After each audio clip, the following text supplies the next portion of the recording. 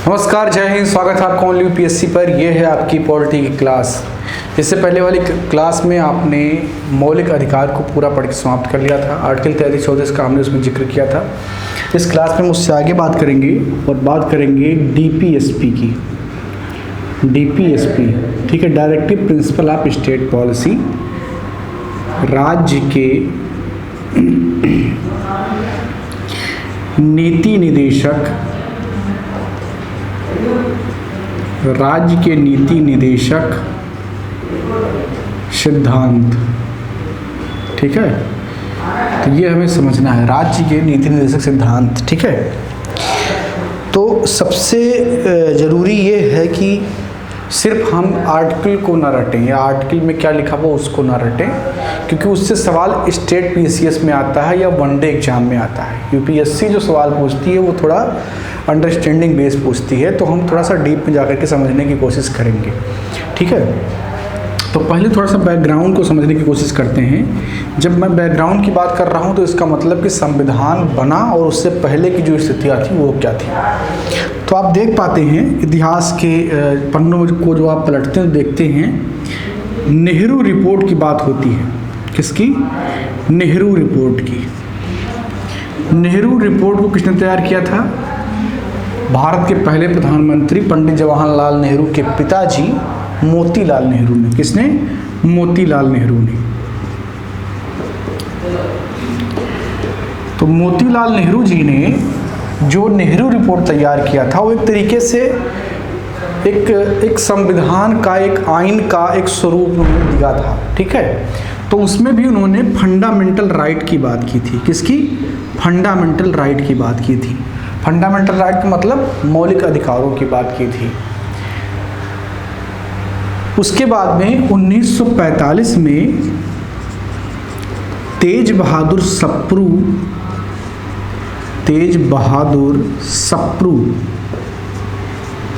के नेतृत्व में एक कमेटी गठित किया गया था जिसने अपना रिपोर्ट दिया और इन्होंने भी फंडामेंटल राइट की क्या की? बात की। तेज बहादुर सप्रू ने भी क्या किया? फंडामेंटल राइट का बात किया। तो कुल मिलाकर के ये कहा गया कि फंडामेंटल राइट होने चाहिए। अब फंडामेंटल राइट को भी वर्गीकृत करने की कोशिश की गई और वो वर्गीकरण जो है वही आधार बनता है आपके संविधान के भाग 4 के लिए। तेज बहादुर सप्रू की जो रिपोर्ट थी उसमें यह कहा गया कि जो फंडामेंटल राइट है इनके 2 वर्ग होने चाहिए। पहला जो वर्ग है ये न्यायालय द्वारा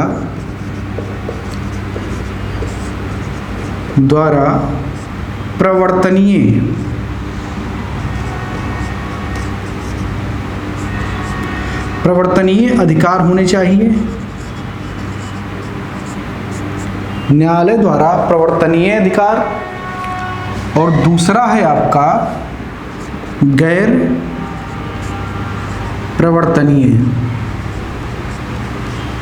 ठीक है, गैर प्रवर्तनीय अधिकार। अब इसका मतलब क्या, थोड़ा सा बताते हैं आपको। तो फंडामेंटल राइट कितने प्रकार के होने चाहिए? 2 प्रकार के होने चाहिए। ये बात खुल करके सामने आई। इनका मतलब क्या है? मतलब ये है कि आपको अधिकार दिए गए हैं, इस बात का सिक्योरिटी कौन देगा आपको? मैंने कह दिया कि भाई साहब आपको ये अधिकार है कि आप ये फला काम कर सकते हैं। मैंने कहा कि आपको अधिकार ये पेन आप पा सकते हैं। मैंने कह दिया, कहने से क्या होता है?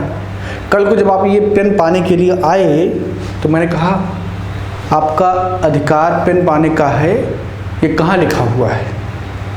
तो आप कहेंगे कि आपने कहा था वीडियो में कि हम ये पेन देंगे आपको। हम कहेंगे कि ठीक है, हम झूठ कहा था। अब इसके बाद आप क्या करिएगा? आपके पास कोई सुविधा ऐसा होना चाहिए जो हमसे हमारा कलर पकड़ के बोले कि तुम बोले थे वीडियो में कि पेन देना है और तुमको देना चाहिए। तो वो कौन होता है? हमारे या दुनिया के जो भी डेमोक्रेटिक सरकार होती है उनमें एक तंत्र होता है जिसे न्याय तंत्र कहा जाता है, न्यायालय कहा जाता है।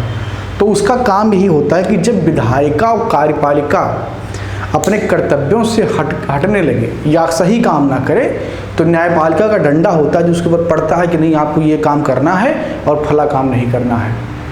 यानी कि पॉजिटिव भी होता है, नेगेटिव भी होता है। प्रोहिबिटेड भी होता है और एक तरीके से समर्थनकारी भी होता है। तो मौलिक अधिकार आपको दिया गया और उस मौलिक अधिकार के संरक्षण की जिम्मेदारी किसको दे दी गई? आपके कोर्ट को दे दिया गया। जैसे सुप्रीम कोर्ट को दे दिया गया, आपके हाई कोर्ट को दे दिया गया, आपके लोअर कोर्ट को चाहे संसद दे सकती है, ठीक है। तो कुल मिलाकर के मौलिक अधिकार आपको दिए गए और उनके संरक्षण के लिए कोर्ट कहा गया कि भाई आप इनको संरक्षित करिए। तो जब आपके मौलिक अधिकार का हनन होता है तो आप कोर्ट जा सकते हैं। तो जो मौलिक अधिकार के वर्गीकरण किए गए उनमें दो प्रकार के बनाए गए। एक तो न्यायालय द्वारा प्रवर्तनीय, जैसे यदि आपके मौलिक अधिकार का हनन हुआ तो आप गए सुप्रीम कोर्ट, एक ही हो गया। कुछ अधिकार ऐसे भी रखे गए जिनके लिए कोर्ट प्रवर्तनीय नहीं है, यानी कि आप न्यायालय में जाएंगे तो न्यायालय कहेगा ये हमारा काम नहीं है, ये राज्य की कार्यपालिका को देखना है या विधायिका को देखना है कि इसको लागू करना है कि नहीं करना है। यानी कि वो अधिकार जिन्हें न्यायालय जबरदस्ती नहीं करवा सकता है सरकार से कि नहीं आपको देना ही पड़ेगा, वो होंगे गैर प्रवर्तनीय अधिकार। तो मौलिक अधिकार को दो श्रेणी में बांटा गया, एक न्यायालय द्वारा प्रवर्तनीय और दूसरे न्यायालय द्वारा अप्रवर्तनीय या गैर प्रवर्तनीय अधिकार, ठीक है। तो ये दो वर्गीकरण हुआ। इन दो वर्गीकरणों को जब प्रारूप समिति के सामने रखा गया, BN राव साहब ने भी यही बात कही, और जब वो बात जो है सामने जाती है सारे संविधान सभा के मेंबर के पास और फाइनली प्रारूप समिति के पास, तो प्रारूप समिति ने इस बात को स्वीकार कर लिया कि अधिकार जो है वो दो प्रकार से होनी चाहिए, एक तो जो न्यायालय के द्वारा प्रवर्तनीय हो और दूसरा जो न्यायालय द्वारा प्रवर्तनीय ना हो। तो किया ये गया कि इसके लिए अलग अलग भाग बनाए जाएं और उसी के क्रम में जो न्यायालय द्वारा प्रवर्तनीय भाग थे उसे हमने भाग 3 में रखा, यानी कि हमारे संविधान निर्माता ने भाग 3 में रखा और इसे कहा गया मौलिक अधिकार, यानी कि फंडामेंटल राइट कहा गया, मौलिक अधिकार कहा गया। और जो गैर प्रवर्तनीय थे या अपरिवर्तनीय थे लेकिन अधिकार थे, उनको भाग 4 में रखा गया और इसे कहा गया राज्य के नीति निदेशक तत्व, राज्य के नीति निदेशक तत्व या सिद्धांत जो भी, ठीक है। अब ये आप समझ पाए होंगे कि इसका वर्जन कैसे है, संविधान में कैसे आपके आया, ठीक है। अब यहाँ पर आपके दिमाग में एक सवाल नॉर्मल सा उठ सकता है या UPSC से सवाल पूछ सकती है कि क्यों इसको वर्गीकृत इस प्रकार से किया जा सकता है, क्यों किया जाता है। तो सबसे पहली चीज़ तो ये है कि कुछ एसेंशियल राइट्स होते हैं जिनसे इंसान को मुक्त नहीं किया जा सकता है, जैसे जीवन जीने का अधिकार, ये बहुत ज़रूरी है। यदि आप किसी के जीवन जीने के अधिकार से उसको वंचित कर देंगे तो आप उसको मार देंगे जब मर्जी आपका होगा, ठीक है। जो पहले होता था राजा के हाथ में होता था, फला व्यक्ति को जाकर फांसी पर चढ़ा दो, ढिका व्यक्ति को जाकर के वहाँ से फेंकवा दो, ये सब पहले होता था। लेकिन डेमोक्रेटिक सरकारों में जब संविधान बनना शुरू हुआ तो ये व्यवस्था की गई कि जो सत्ता होगा, जो शासन होगा वो विधि के अनुसार होगा और वो विधियाँ किसके लिए बनाई जाएंगी, उस लोकतंत्र के जनता के लिए जिन्होंने राज्य को चुना है। तो यहाँ पर मौलिक अधिकार वह अधिकार हैं जो बहुत ज़रूरी है, यानी कि जिनके बिना काम नहीं चल सकता है।